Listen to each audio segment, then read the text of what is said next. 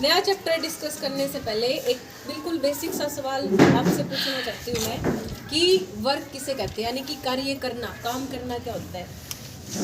अगर simple definition में कहें तो मैं अगर आपको पढ़ा रही हूँ, लेक्चर डिलीवर कर रही हूँ, तो ये भी क्या है, काम करना होगा। बोलना, चलना, फिरना, ये सारे क्या होंगे, काम करना। ठीक, क्रिया क्रिया, वही वर्क हो गया। लेकिन मैथमेटिकली अगर बोल ले तो ये सब कार्य नहीं होते, यानी कि फिजिक्स की लैंग्वेज के अंदर ये वर्क नहीं होता। तो फिर वर्क क्या होता है? मान लिया कि हमारे सामने एक बॉक्स है, इसका कुछ ना कुछ वेट तो जरूर होगा।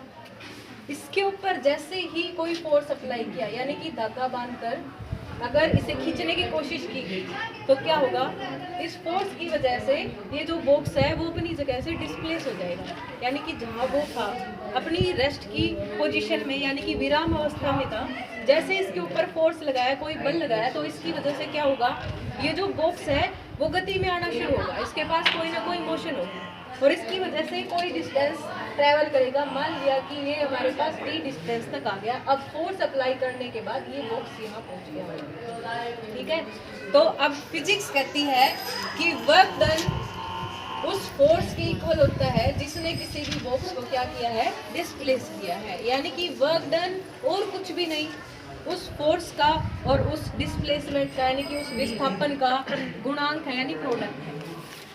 जितना भी किसी भी बॉक्स के ऊपर फोर्स लगाया है, अगर मैं उसकी मल्टीप्लाई कर देती हूँ कि वो कितना डिस्प्लेस हुआ है, तो हमारे पास टोटल क्या निकल के आता है कि उस बॉक्स के ऊपर कितना काम हुआ। अब अगर मैं इस दीवार को धक्का देना शुरू करूँ, मेरी तरफ से तो फोर्स लग रही है और मेरे हिसाब से मैं काम कर भी रही हूँ, लेकिन फिजिक्स ये कहती है कि जब तक कि ये दीवार डिस्प्लेस होकर यहाँ से पीछे नहीं खिसक जाती, तब तक काम नहीं बनना जाएगा। यानी कि काम होने के लिए डिस्प्लेसमेंट भी ज़रूरी है। ठीक है, पहली कंडीशन तो ये होगी। और क्या ज़रूरी है? फोर्स भी ज़रूरी है। अब तुम एक चीज़ देखो कि ये जो बॉक्स है ये कब तक आगे जाएगा। अगर मैं रस्सी बांध के यहाँ से खींचना शुरू करूँ तो भी जाएगा, अगर यहाँ से खींचना शुरू करूँ तो भी आगे तक जाता है। लेकिन अगर मैं इसको ऊपर की तरफ से फोर्स लगाना शुरू करूँ तो ये डिस्प्लेस नहीं होगा, ये सिर्फ ऊपर की तरफ अपलिफ्ट होगा। यानी कि इस हॉरिजॉन्टल सरफेस के अंदर ये कोई भी डिस्प्लेसमेंट नहीं करता है। तो यहाँ से एक चीज़ तो नोट हो गई कि अगर मैं फोर्स को 90 डिग्री से कम रखती हूँ किसी भी ऑब्जेक्ट के ऊपर, तब क्या होता है, वहाँ पे वर्क डन होता है। लेकिन जैसे ही फोर्स और डिस्प्लेसमेंट, देखो डिस्प्लेसमेंट यहाँ होगी, यहाँ से लेके यहाँ तक हॉरिजॉन्टल जो डिस्टेंस होगी वो विस्थापन होगा, डिस्टेंस होगी। यानी जब तक बल और विस्थापन जब न्यूनतम कोण पर होंगे, यानी कि फोर्स और डिस्प्लेसमेंट जब तक एक्यूट एंगल के ऊपर होंगे, तब तक वर्क डन होता है। जैसे ही वो समकोण बन जाते हैं, यानी राइट एंगल पर होते हैं, तो वहाँ पे टोटल वर्क कितना होगा, 0। तो ये एंगल बताने वाली टर्म कौन है, वो है कोस थीटा। कोस थीटा क्या है, वो हायर क्लास जैसे 10th क्लास के अंदर पढ़ोगे कि कोस थीटा है क्या, एक ट्रायंगल है, उसमें हाइपोटेन्यूज, बेस और परपेंडिकुलर का रिलेशन दिया गया है, वो रेशियो ही है कोस थीटा। अब जो कोस थीटा है वो कहता है कि मैं जितना छोटा होऊंगा, ये जो मेरा एंगल जितना छोटा होगा, मेरी वैल्यू उतनी ही बड़ी होगी, और इस एंगल को जितना बड़ा करते जाओगे मैं उतना ही छोटा होऊंगा। यानी कि कोस 0 जो है वो तो 1 होता है, और कोस 90 जो है वो 0 के इक्वल होता है। कोस 180 होते ही ये -1 बन जाता है, -1। यानी कि एंगल, कोस एंगल को जितना बड़ा करते जाओगे, जो कोस के एंगल को जितना बड़ा करते जाओगे उसकी वैल्यू उतनी ही छोटी होती जाती है। ये केस था कि जब फोर्स और डिस्प्लेसमेंट में कितना एंगल होगा, 90 डिग्री, यानी समकोण जब भी हो जाता है तो उस केस के अंदर वर्क डन क्या होगा, 0। और जब फोर्स के बीच में और डिस्टेंस के बीच में एंगल न्यूनतम कोण होगा, यानी एक्यूट एंगल होगा, उस टाइम पे वर्क डन कैसा होगा, हमेशा पॉजिटिव होगा, धनात्मक होगा। जैसे ही 90 से पार कर जाता है तो वो, अगर वो 90 से पार कर जाता है तो वर्क क्या कहलाता है, ऋणात्मक, यानी कि नेगेटिव वर्क। यानी कि 3 टाइप के वर्क यहाँ से डिफाइन हुए सिर्फ एक सिंगल टर्म की वजह से। वो कौन था, कोस थीटा। पहला कौन किस प्रकार का कार्य होगा? Positive work.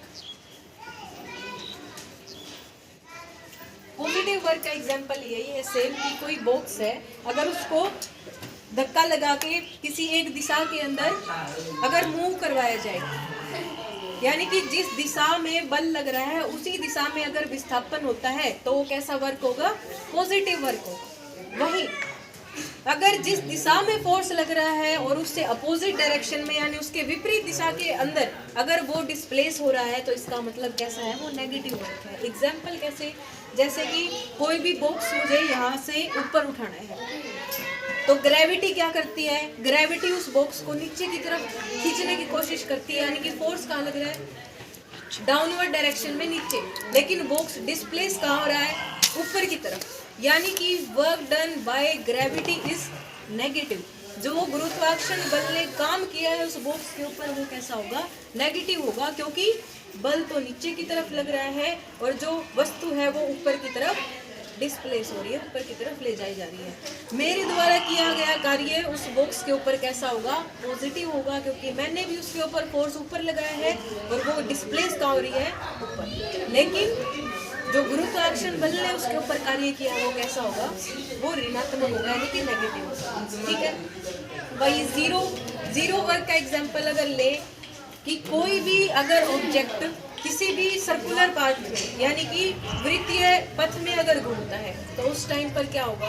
वो जीरो वर्क डन होगा। या फिर एक और एग्जांपल, आप स्कूल जाते हो ना, इतना भारी सा बस्ता लेके अपने इन छोटे छोटे कंधों पर, तो वो कार्य भी जो है, वो वर्क भी जो है जीरो माना जाता है। क्यों?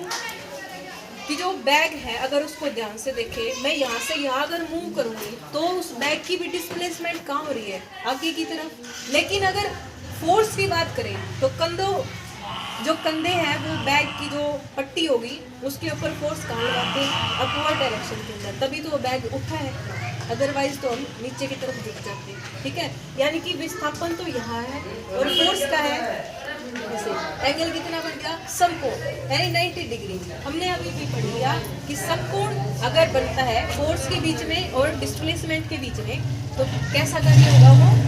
वो शून्य, यानी कि वो होगा जीरो। ठीक है, यानी फिजिक्स कोई काम नहीं मानती कि आप घर से स्कूल तक इतना भारी जो बोझ है वो लेके जाते हो।